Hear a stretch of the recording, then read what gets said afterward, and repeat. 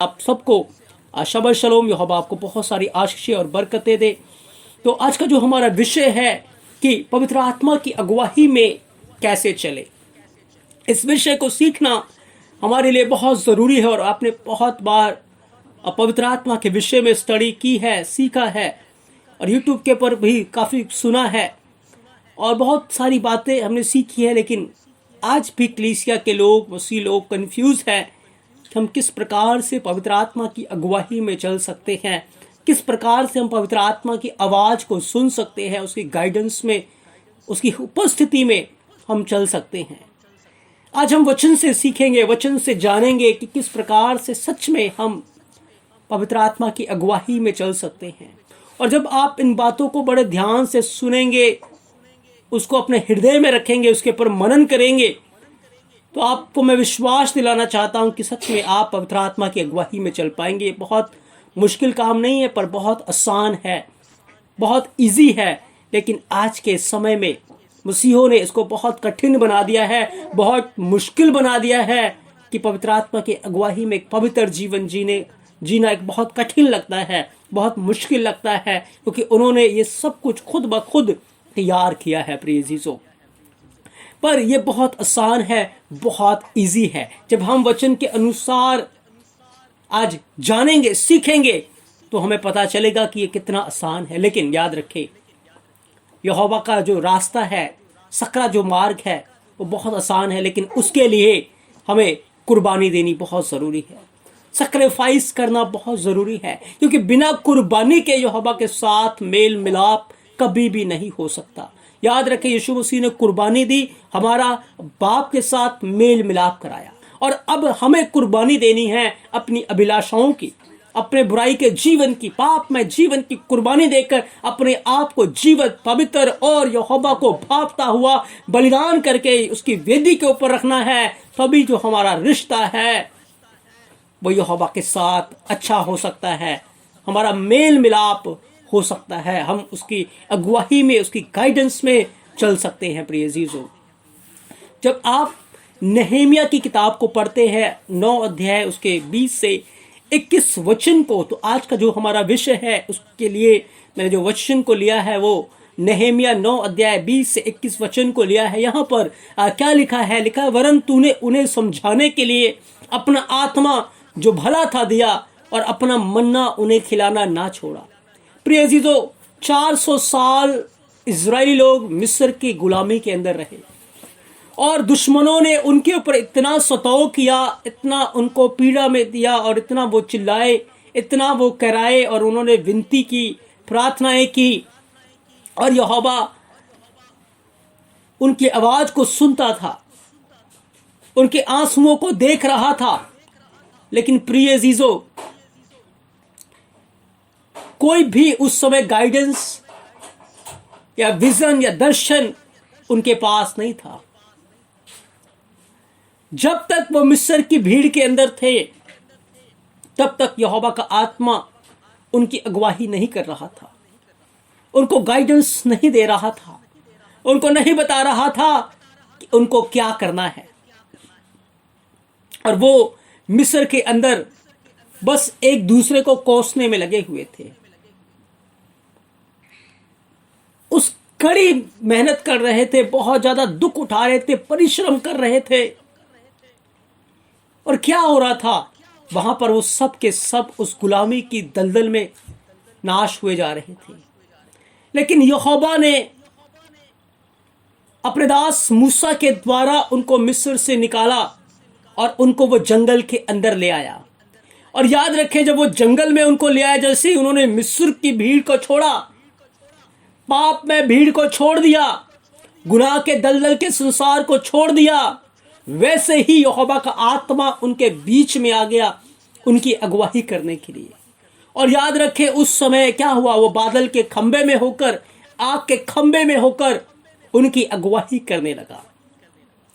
वो मिस्र के अंदर उनकी अगुवाई नहीं कर रहा था, जब उनको सताया जा रहा था, पीड़ा में थे, तब उनकी अगुवाई नहीं कर रहा था। लेकिन जब वो जंगल के अंदर आ गए, जब वो यहोवा की आवाज को सुनकर जंगल में आ गए, तो याद रखें, यहोवा ने अपना पवित्र आत्मा उनके ऊपर उड़ेल दिया, उनके बीच में भेज दिया। वो खुद आ गया उनके बीच में उनकी अगुवाई करने के लिए, उनसे बात करने के लिए।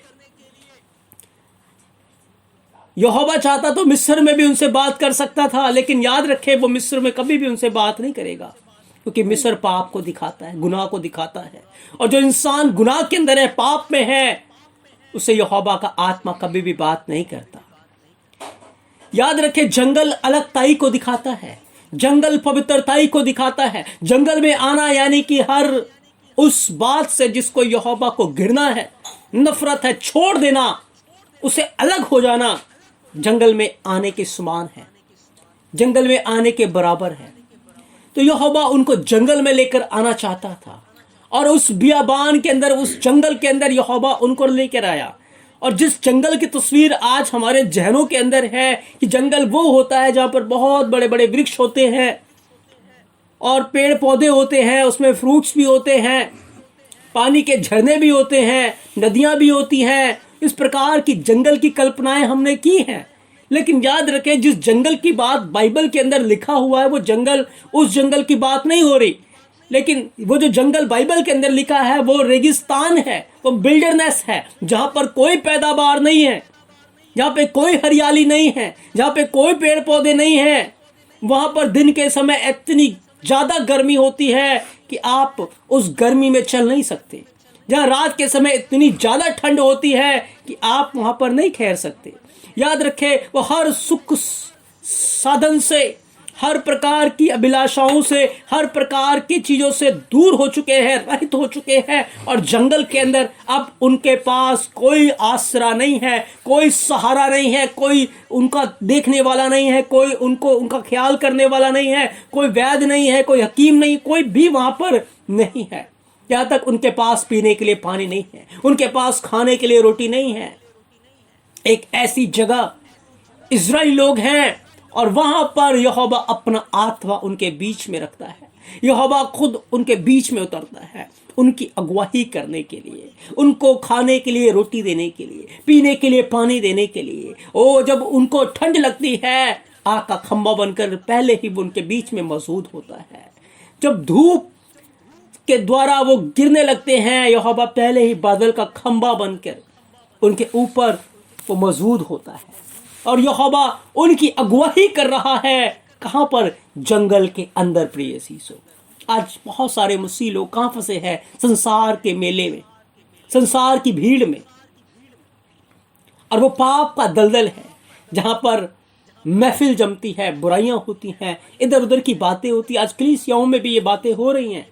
याद रखें, यहोवा का आत्मा आपकी अगुवाई वहां पर कभी भी नहीं करेगा।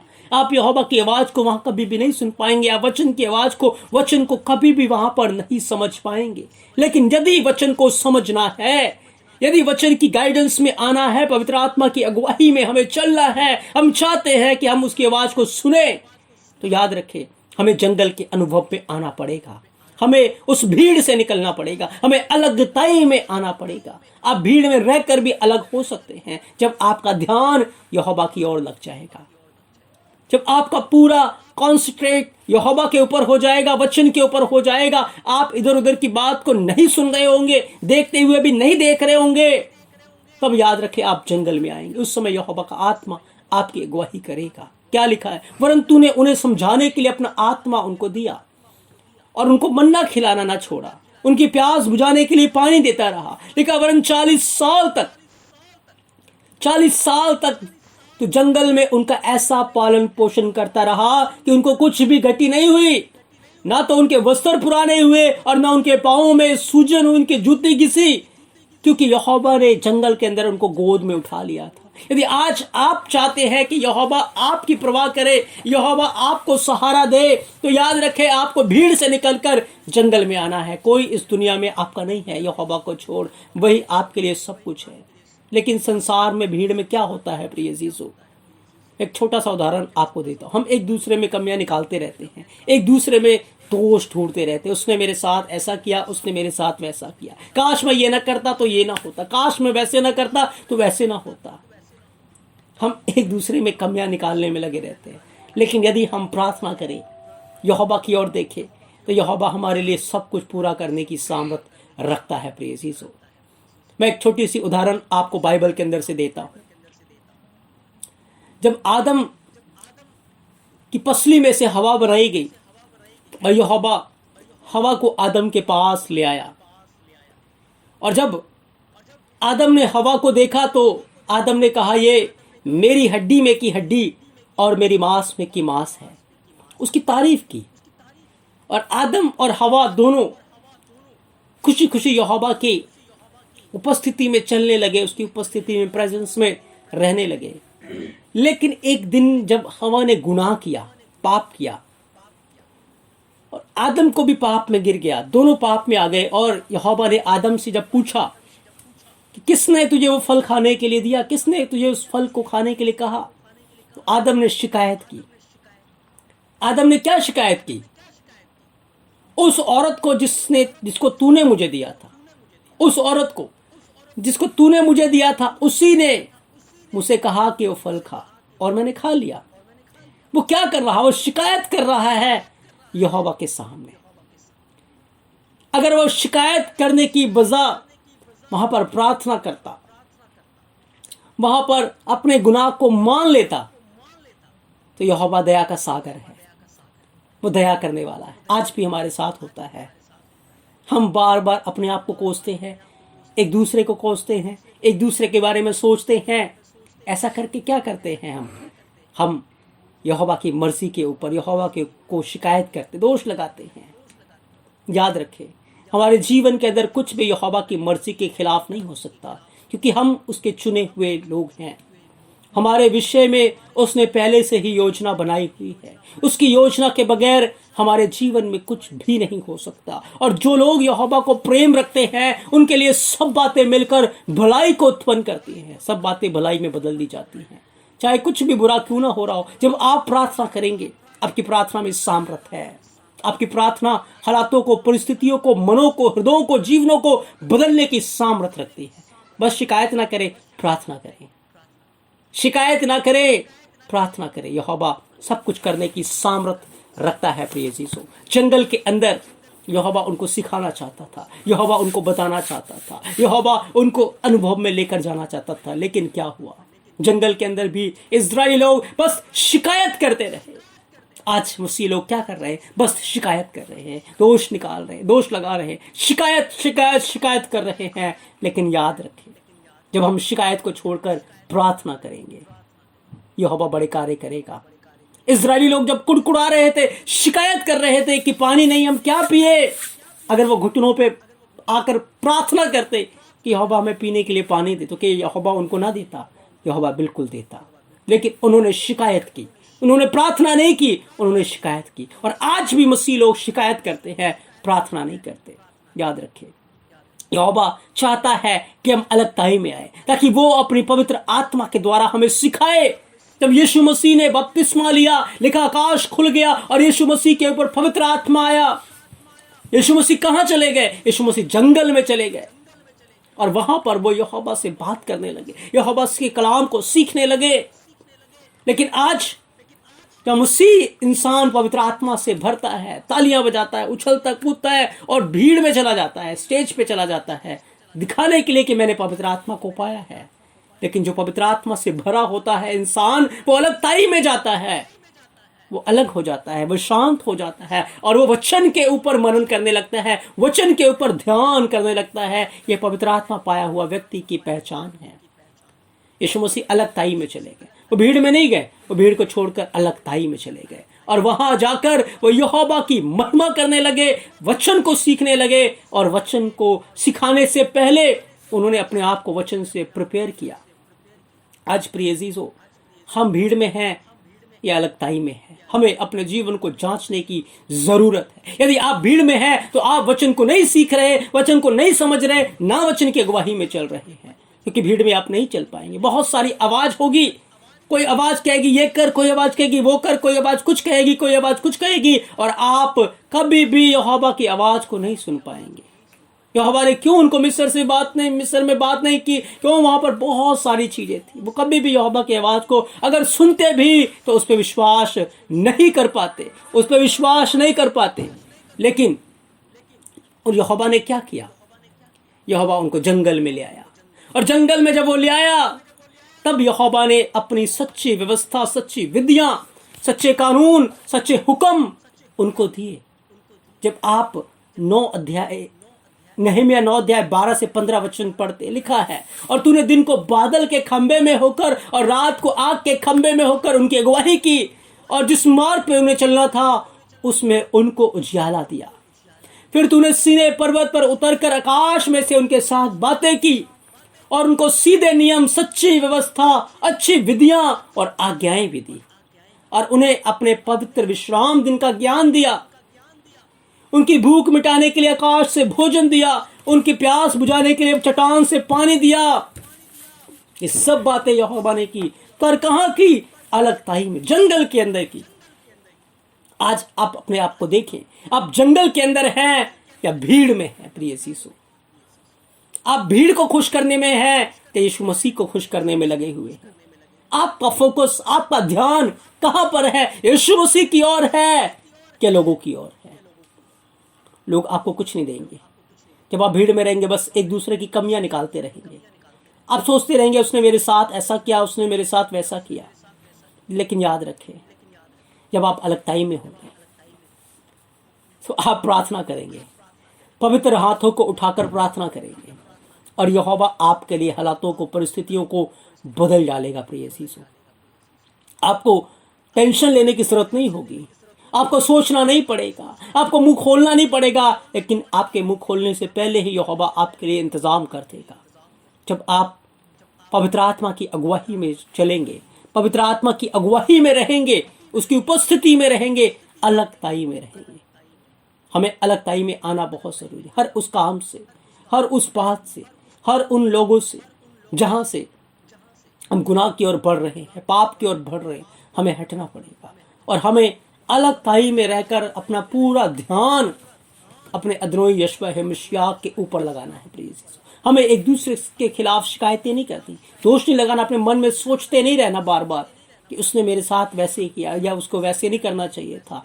पर याद रखिए, वो हमारे भाई हैं, और वचन कहता है जो अपने भाई के ऊपर क्रोध करता है वो हत्यारा है, उसमें अनंत जीवन नहीं है। यदि आप स्वर्ग जाना चाहते हैं, इस बात को आप सीख लीजिए, जान लीजिए कि आप किसी के ऊपर क्रोध ना करें, क्योंकि हर कोई आपका भाई है, आपकी बहन है। और पहला यूहन्ना 3 अध्याय कहता है जो कोई अपने भाई के ऊपर क्रोध करता है वो हत्यारा है, वो उसके अंदर अनंत जीवन नहीं है। इसीलिए हमें अपने भाइयों को, बहनों को प्रेम करना है। हमें दुख देने के लिए नहीं, पर दुख सहने के लिए बुलाया गया है। प्रिय यीशु, हमें यहोवा के हाथों में अपने आप को सौंपना है, अपने आप को सच्चे न्याय के हाथों में सौंपना है, और हमें अपना जीवन अलगताई में रखना है। तभी हम वचन को समझ पाएंगे, वचन के अनुसार चल पाएंगे। प्रिय यीशु, इजरायलियों ने यहोवा की उपस्थिति में जंगल के अंदर ये सारे अनुभव लिए हैं, लेकिन हम इन अनुभवों से दूर है। क्यों? क्योंकि आज हमारा जीवन भीड़ के अंदर है। बहुत सारी चिंताएं, बहुत सारी परेशानियां, बहुत सारी दिक्कतें हमारे साथ जुड़ी हुई हैं। हमें वहां से निकलना है, हमें अलगताई में आना है, हमें यहोवा की उपस्थिति में आना है, और हर समय, हर पल अपने जहन को, अपने दिमाग को, अपने मन को यहोवा के वचन के ऊपर फोकस करना है, यहोवा के वचन के ऊपर सोचने में लगाना है, उसके वचन के ऊपर ध्यान करने में लगाना है, उसके वचन के ऊपर मनन करने में लगाना है। तब हमारे लिए यहोवा एक बड़ा कार्य करेगा, वो हमारी अगुवाई करेगा, हम पवित्र आत्मा की अगुवाई में चल पाएंगे। प्रिय यीशु, जब आप प्रकाशित वाक्य 1 अध्याय 9-10 वचन को पढ़ते हैं, क्या लिखा है? मैं यूहन्ना जो तुम्हारा भाई यीशु के कलेश और राज्य धीरज में तुम्हारा सहभागी हूं, यहोवा के वचन और यीशु मसीह की गवाही के कारण पतमुस नामक टापू पे। क्यों? यूहन्ना का ध्यान यहोवा के वचन के ऊपर था, और वो अलगताई में था। कोई उसके पास नहीं है, वो था तो अलगताई में, लेकिन जब वो यहोवा के वचन के ऊपर उसका ध्यान था, राजा नीरो ने क्या किया? उसको गरम तेल की कढ़ाई में डाला, और जब वो गरम तेल की कढ़ाई में गया तब भी उसका कुछ नहीं बिगड़ा, वो जीवित बाहर निकल आया। राजा बहुत डर गया और उसको पतमुस टापू पर भेज दिया। और जब वो पतमुस टापू के ऊपर था, पतमुस टापू के ऊपर क्या हुआ, यहोवा के दिन लिखा है, जब 10 वचन को आप पढ़ते हैं, यूहन्ना आत्मा में आ गया, आत्मा की अगुवाई में, उसकी गाइडेंस में आ गया, उसकी आवाज को सुनने लगा, उसके वचन को सुनने लगा। और क्या सुना कि वो अपने पीछे जो आवाज उससे बात कर रही थी, उस आवाज को उसने तुरी की आवाज के समान सुना। लिखा है, अपने पीछे तुरी का बड़ा शब्द ये कहते सुना कि जो बातें तू देख रहा है उनको लिख। जब वो यूहन्ना अलगताई में था, यूहन्ना अलगताई में प्रार्थना कर रहा था, हो यहोवा का आत्मा उसको गाइडेंस देने के लिए, अगुवाई करने के लिए उसके साथ था। और उसने यहोवा की आवाज को, यीशु मसीह की आवाज को ऐसे सुना जैसे तुरी का बड़ा शब्द हो।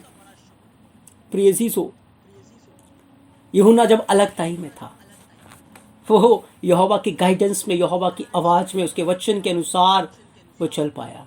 हम कहाँ चल रहे हैं? संसार की भीड़ में या अलगताई में? आज हमें अपने जीवन को चेक करना है प्रिय अजीजों। जब आप पौलुस के जीवन को पढ़ते हैं, पौलुस के जीवन को देखते हैं, प्रेरितों के काम 20 अध्याय 22 से 24 वचन को, पौलुस वो इंसान था, वो व्यक्ति था जिसने कलीसिया को सताया, दुख पहुंचाया। लेकिन जब उसका एनकाउंटर, उसका मिलाप यीशु मसीह के साथ हो गया, उसने भीड़ को छोड़ दिया और वो अलगताई के जीवन में आ गया। उसका फोकस, उसका ध्यान यीशु मसीह के ऊपर लग गया। और यीशु मसीह के ऊपर जब उसका ध्यान लग गया, उसकी आंखें जब यीशु मसीह के ऊपर लग गई, तो क्या हुआ?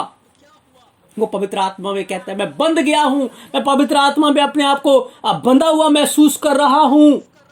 और उसने क्या लिखा प्रिय अजीजों? जब आप प्रेरितों के काम उसके 20 अध्याय और 24 वचन को पढ़ते हैं, तो वहां पर क्या लिखा हुआ है कि अब देखो, मैं आत्मा में बंधा हुआ यरूशलेम को जाता हूं और नहीं जानता कि वहां मुझ पर क्या क्या बीतेगा। केवल यह है कि पवित्र आत्मा हर नगर में गवाही देकर मुझसे कहता है कि बंधन, क्लेश तेरे लिए तैयार हैं। पर आज पवित्र आत्मा क्या बताता है? पवित्र आत्मा आज पास्टरों को बताता है कि पवित्र आत्मा मुझे बता रहा है वो आपको बड़ा घर देने जा रहा है। पवित्र आत्मा मुझे दिखा रहा है वो आपको आशीषों से माला माल करने जा रहा है। पवित्र आत्मा मुझे दिखा रहा है वो आपको ये दे रहा है, वो आपको वो दे रहा है, चाहे जीवन जैसा मर्जी हो। पर आज के सेवकों को पवित्र आत्मा क्या दिखा रहा है? लेकिन पौलुस जो भीड़ से अलग था, भीड़ से निकल चुका था, यहोवा की अगुवाई में चल रहा था, अलगताई में चल रहा था, वो पवित्र आत्मा से बंधा हुआ था, पवित्र आत्मा में परिपूर्ण था। पवित्र आत्मा की गाइडेंस उसके जीवन में हम देखते हैं। यूहन्ना के जीवन में हम पवित्र आत्मा की गाइडेंस को देखते हैं। इजराइलियों के जीवन में हम पवित्र आत्मा की गाइडेंस को देखते हैं। और ये गाइडेंस क्यों उनके जीवन में आई? क्यों वो अगुवाई में चल रहे थे? क्योंकि वो जंगल के अंदर थे, वो अलगताई में थे। पौलुस अलगताई में हो गया। उसने सारी बुरी बातों को छोड़कर, सारे ऐसे झुंडों को छोड़कर जो मसीहत के खिलाफ थी, वो यहोवा के ऊपर, यीशु मसीह के ऊपर अपना ध्यान केंद्रित किया। उसने यशवा मसीह के ऊपर अपनी आंखें लगा ली। और प्रिय अजीजों, क्या हुआ? पवित्र आत्मा में बंधा हुआ बढ़ रहा है।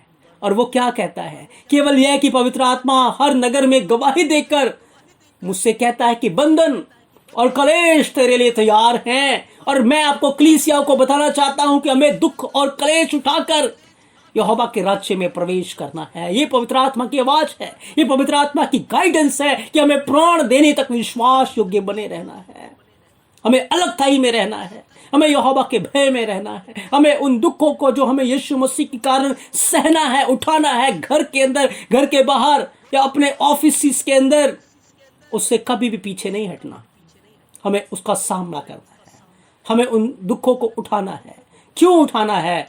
क्योंकि हम अलगताई में चलना, हम यहोवा को प्यार करते हैं, हम दुख सहने वाले लोग हैं, दुख देने वाले लोग नहीं है। प्रिय अजीजों, यीशु मसीह ने हमें मार खाने के लिए बुलाया है, मारने के लिए नहीं बुलाया। यहोवा आपको बहुत सारी आशीषें और बरकतें दे। पौलुस लिखता है, परंतु मैं अपने प्राण को कुछ नहीं समझता कि उसे प्रिय जानूं, वरन यह कि मैं अपनी दौड़ को और उस सेवकाई को पूरी करूं जो मैंने यहोवा के अनुग्रह के सुसमाचार पर गवाही देने के लिए यशवा मसीह से पाई है। हाँ प्रिय अजीजों, मुझे और आपको चुना गया है। हम प्राण देने तक विश्वास योग्य रहे। समय बहुत निकट आ चुका है। हमें यीशु मसीह के कारण दुख उठाना पड़ेगा। हम यीशु मसीह के कारण दुख उठा भी रहे हैं, घर के अंदर भी उठा रहे हो सकते हैं, हम ऑफिस के अंदर उठा रहे हो, कहीं से भी, कहीं भी जहां आपको लग रहा है कि वो लोग मेरे साथ गलत कर रहे हैं और मुझे उनसे बदला लेने के लिए वचन से आउट ऑफ वे जाना पड़ेगा, बस आप समझ लीजिए वहां आपको दुख सहना है, दुख देना नहीं है। नहीं तो गुनाह हो जाएगा, पाप हो जाएगा और आप अलगताई से हटकर भीड़ में आ जाएंगे। आपको वचन के अनुसार अपना जीवन जीना है ताकि सच में आप जीवन के मुकुट को पाएं। प्रिय अजीजों, यहोवा आपको बहुत सारी आशीषें और बरकतें दे। आज के भाग में हमने सीख लिया है कि हमें पवित्र आत्मा की अगुवाई में कैसे चलना है। पवित्र आत्मा की अगुवाई में हम अलगताई में रहकर ही चल सकते हैं। प्रिय अजीजों, हमने इजराइलियों के जीवन को देखा, हमने आदम के जीवन को देखा, हमने यूहन्ना के जीवन को देखा, पौलुस के जीवन को देखा है। पवित्र आत्मा क्या गवाही करता है, क्या बताता है, आज हमने वचन के अनुसार सीखा है। आप इन वचनों के ऊपर अपना ध्यान केंद्रित करें, मनन करें, ताकि यहोवा आपको बहुत सारी आशीषें और बरकतें दे। आप सबको शबद शलोम। यहोवा आपको बहुत सारी, आप सबको शबद शलोम। यहोवा आपको बहुत सारी आशीषें और बरकतें दे। तो आज